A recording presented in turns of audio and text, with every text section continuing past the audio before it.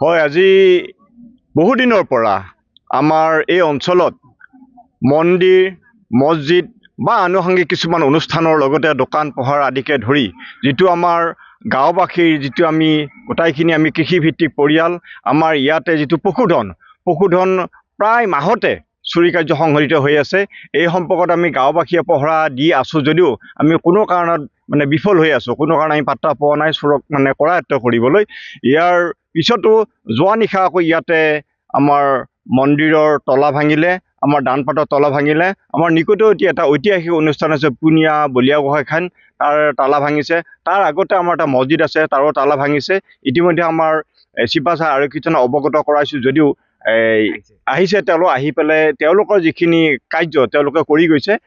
পৰৱৰ্তী সময়তহে আমি গম পাম ইয়াৰ আমি কেনেকুৱা ধৰণৰ সুফল পাম।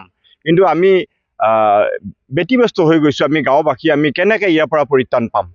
ইয়াৰ উপায় আজি এটা আমি বিচাৰি লৈছোঁ।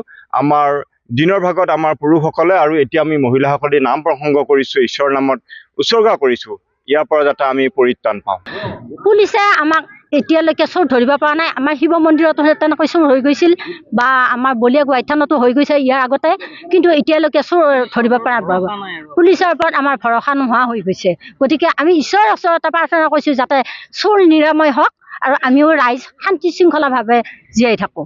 এতিয়া আমাৰ নাম প্ৰসংগ এইকাৰণে হৈছে যে আমি বিভাগীয় আৰক্ষীক আমি অৱগত কৰা স্বত্তেও তেওঁলোকে আমাক হেৰি কৰিছে, এতিয়া আহিছে, পৰ্যবেক্ষণ কৰিছে আৰু ইয়াৰ পিছত তেওঁলোকে হয়তো আমাৰ পদক্ষেপ ল'ব। কিন্তু আমি ইয়াৰ আগতেও ৩-৪ বছৰ আগতে আমাৰ মন্দিৰত তেনেকুৱা চুৰি কাৰ্য সংঘটিত হৈছিল। তেতিয়াও আমি তাৰ আচলতে সুফল পোৱা নাছিলোঁ। গতিকে আমি যিহেতুকে তেনেকুৱাকৈ আমি সুফল পোৱা নাই বা বেলেগ আমি কৰোঁতে তেনেকুৱাকৈ নাই, আমি ঈশ্বৰ বা আল্লাহৰ ওপৰত আমি সঁপি দিছোঁ যাতে তেওঁলোকে ভৱিষ্যতে এই কাৰ্যৰ পৰা, অনৈতিক কাৰ্যৰ পৰা তেওঁলোক আঁতৰি থাকে আৰু আমাৰ এটা শান্তি বিৰাজ কৰে।